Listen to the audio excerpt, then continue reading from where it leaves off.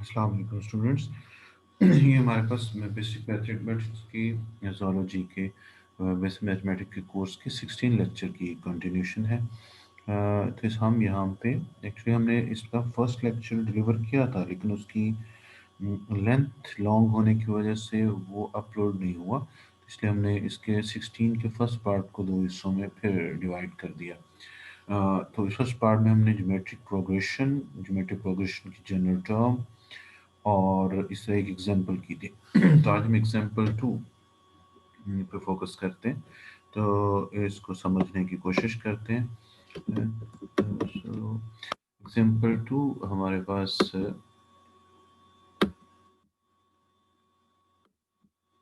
ये है कि पूछा जा रहा है कि find A4 is equal to A2/27, A7 is equal to -64/79 of a geometric progression. To find an, we have to find A1 and R. तो हमें an फाइंड आउट करनी है। दो कंडीशंस दी हुई हैं। A4 की वैल्यू दी हुई है 8/27 और A7 की वैल्यू दी हुई है -64/729। तो हमने A4 और 7 की वैल्यूज़ को और इनकी जनरल फॉर्म्स को, जैसे A4 की जनरल फॉर्म है A1 3, तो A4 की जनरल फॉर्म क्या होगी हमारे पास A1 3, या इसको A1 R⁴ -1 भी लिख सकते हैं। इस तरह A7 की जनरल फॉर्म क्या होगी हमारे पास A1 R⁴ 6, जैसे यहाँ 4 है यहाँ 3 है, या इसको लिख सकेंगे A1 R⁴ 7 - 1। तो इनको यूज़ करते हुए हमने an फाइंड आउट करनी है। an का क्योंकि जनरल फॉर्मूला ये है A1 R⁴n - 1, इसका मतलब है हमें n तो मालूम करनी है, तो n तो नहीं चाहिए, A1 और R चाहिए। A1 का पता होना चाहिए और R का। तो ये हम इन कंडीशंस की मदद से फाइंड आउट करते हैं। जैसे यहाँ पे देखिए A1 है A1 R⁴n - 1, तो अगर यहाँ 4 रखेंगे तो A4 आ जाएगा A1 R⁴4 - 1, और 7 रखेंगे तो आ जाएगा A1 R⁴7 - 1 6।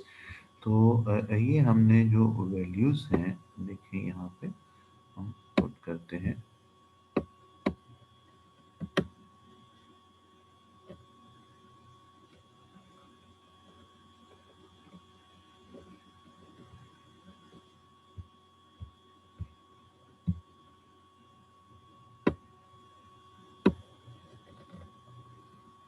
सॉरी,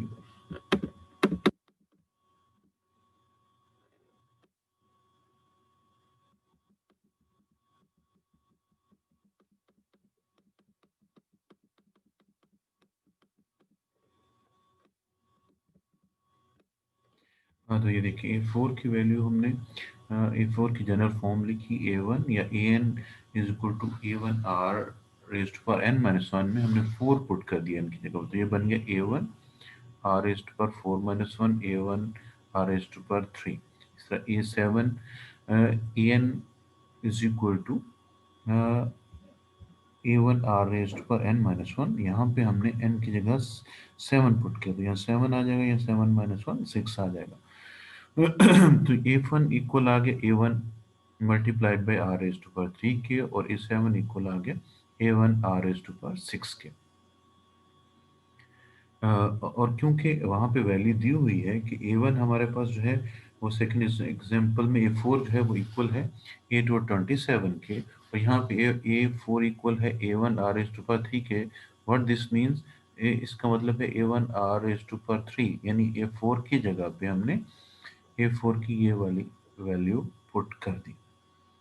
तो ये वाली वैल्यू पुट करने से क्वेश्चन में A R⁴3 is equal to A2/27 आ गया। सिमिलरली A7 की ये वाली वैल्यू A1 R⁴6 हमने ये एग्जांपल 2 में यहाँ पे हमने लिखा था कि A7 इक्वल है -6/729 के, वहाँ पे A7 की जगह A7 की ये वाली वैल्यू पुट कर दी। तो A R⁴3 A2/27 के इक्वल लगा, और A R⁴6 -64/729 के इक्वल लगे। देन हमने हमें यहाँ से चाहिए क्या, आर या ए। तो एक मालूम हो जाएगा तो दूसरा हम इसी में से इस इक्वेशन में या इस इक्वेशन पुट करके निकाल लेंगे। तो इसके लिए हमने A7 को A4 से डिवाइड कर दिया, A7 डिवाइडेड बाय A4।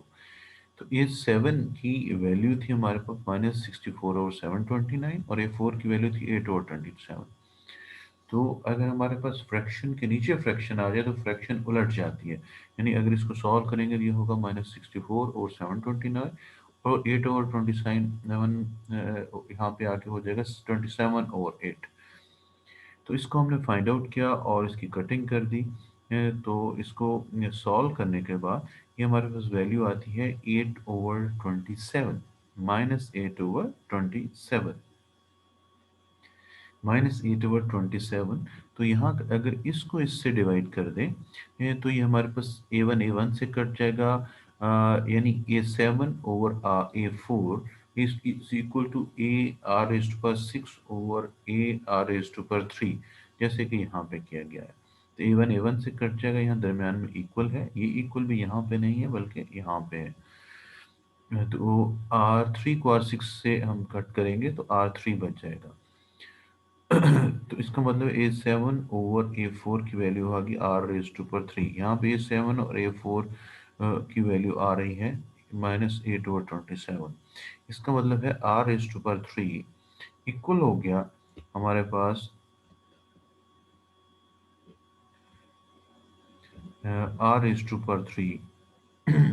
ये देखिए, सेवन टर्म और A4 is equal to r3, A7 और A4 is equal to A-8/27 से r⁻3 इक्वल आ गया हमारे पास 8/27, -8/27 के। और -8/27 को हम लिख सकते हैं -2/3 ऐसा क्यों कर रहे हैं, हम इनकी बेस सेम करके, या बेस दो टर्म्स हैं जो कि पावर्स में लिखी गई हैं, और उनकी अगर पावर सेम होगी तो बेस भी सेम होगी। इससे हम आर की वैल्यू जानना चाह रहे हैं।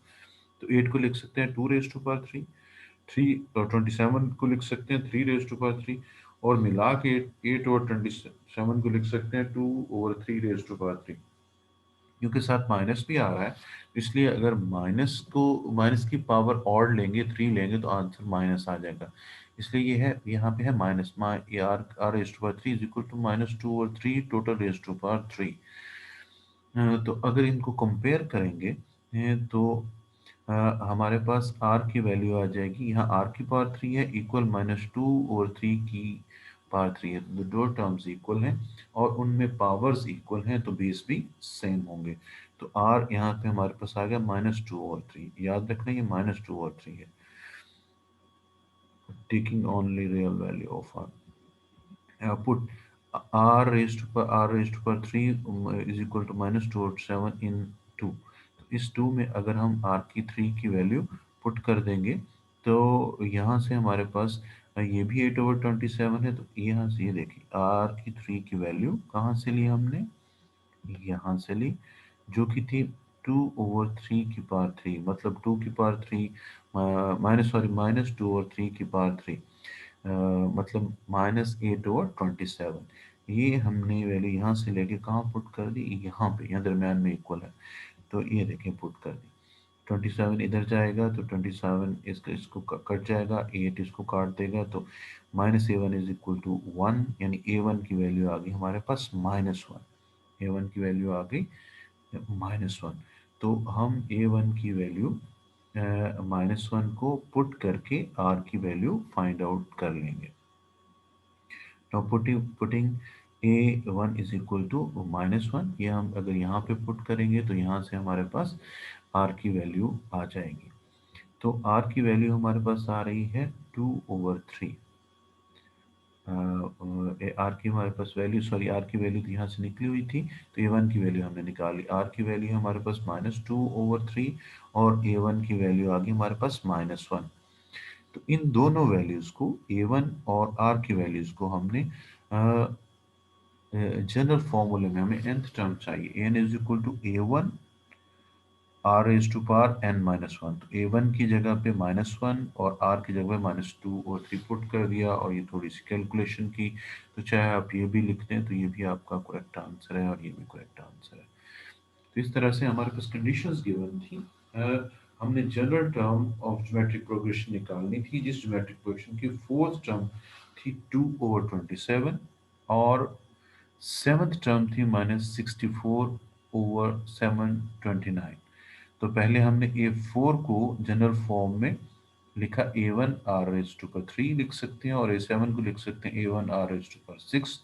फिर हमने 3 से 2 को या 2 से 3 को डिवाइड करिए, 3 को ऊपर रखा और 2 से डिवाइड कर दिया। तो इसकी लेफ्ट हैंड साइड को डिवाइड करने से, यानी ए आर एस पर 6 ओवर A1 आर एस पर 3 डिवाइड करने से आंसर आया आर एस टू पर 3, और राइट हैंड साइड को डिवाइड करने से आंसर आया -8/27। R3 को हमने -8/27 के इक्वल भी रखा, और फिर -8/27 को -2/3 रेज टू पावर 3 के फॉर्म में भी लिखा, क्योंकि जैसे इसकी 3 पावर लेते हैं तो ये दोबारा -8/27 बन जाता है।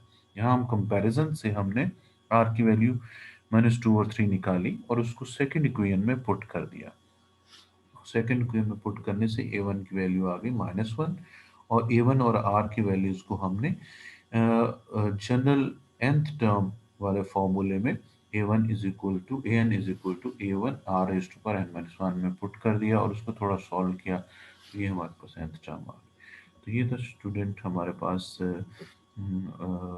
16 लेक्चर के फर्स्ट पार्ट का सेकेंड एग्जाम।